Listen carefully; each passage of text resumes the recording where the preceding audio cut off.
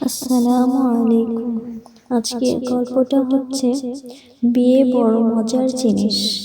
শরিয়াতে বিধানগুলি এত সহজ এবং পরিচ্ছন্ন যে ওহী নাজিল নাও যদি হতো, তবু একজন স্বচ্ছ অন্তরের অধিকারী এই বিধানগুলি চিনে নিতে পারত যে এগুলোই আল্লাহর বিধান। যারা এই বিধানগুলি চিনতে পারে না তাদের জীবনে বিপর্যয় নেমে আসে। একজন হাফেজ তার ছাত্রদের খুব মারধর করতেন। ছাত্ররা ভাবল এই হাফেজের বিয়ে করিয়ে দেওয়া উচিত। সবাই একজোট হয়ে হাফেজ সাহেবের সামনে বলাবলি করতে লাগলো, বিয়ে বড় মজার জিনিস, বিয়ে বড় মজার জিনিস। কথাটি যেন হাফেজ সাহেবের একেবারে অন্তরে গেঁথে গেল। তিনি সবসময় ভাবতে লাগলো, বিয়ে বড় মজার জিনিস।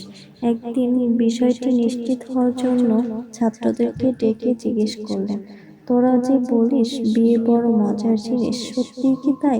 ছাত্ররা সবাই একসঙ্গে বলে উঠল, হ্যাঁ হুজুর, বিয়ে বড় মজার জিনিস। হাফেজ সাহেব অনেক চেষ্টা করে একটা মেয়ে বিয়ে করে আনলেন।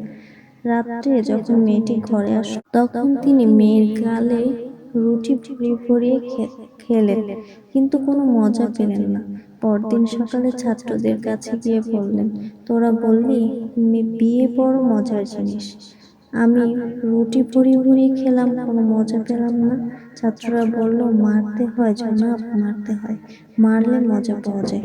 পরদিন রাত্রে হাফেজ সাহেব বেচারি মেয়েটাকে খুব মারলেন। এত মারলেন যে পাড়ায় তোড়পাড় শুরু হয়ে গেল। লোকজন ছুটে এসে হাফেজ সাহেবকে খুব গালাগালি করলো। হাফেজ সাহেব বিপদে পড়ে গেলেন। মজা কিছুই পেলেন না, শুধু গালাগালির চোটে অপমানে তার গা কাঁপতে লাগলো।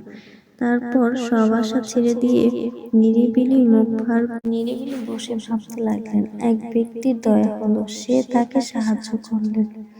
হাফেজ সাহেবের কাছে গিয়ে তার কানে কানে বিবাহের হাকিকাত বুঝিয়ে দিলেন। পরদিন রাত্রে হাফেজ সাহেব আবার বউয়ের কাছে গেলেন। আজ তিনি বিবাহের হাকিকাত অনুযায়ী আমল করলেন।